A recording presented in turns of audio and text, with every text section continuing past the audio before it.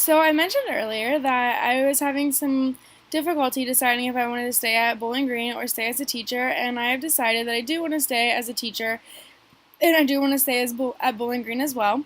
Um, I think it's really interesting at how much I've changed this semester, where I'm like not with my family as much because my family has helped shape me to who I am, but I was never allowed to be really anybody else than who they shaped me to be.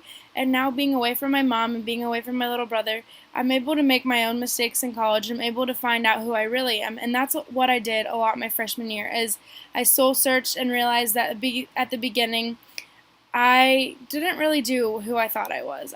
Tried to fit in with everybody. I tried the partying scene and whatever, and that's just not who I am. I don't party, I don't drink, I don't smoke, I don't do any of that kind of stuff. And the fact that I tried doing that stuff just made me angry at myself because that's not who I was, and that's not who I planned to be either. But I also realized that maybe Ohio isn't my permanent home.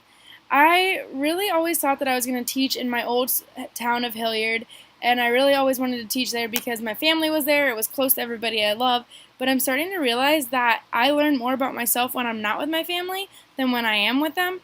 And I'm starting to wonder if maybe it'll be worth it to go out on my own and spread out my own wings a little bit and not have to worry about like what my mom has to say about something, or not always having to constantly go over to her house or whatever. Not that I'm saying that I don't love my mom, because I do, but I just think that I do better as a person when I'm not around people who I feel like I have to please. And I think that's one thing that I really learned this school year, is that maybe it's time for me to go out on my own and to start my own family away from Ohio. That way I can kind of be who I want to be and not be who I have to be.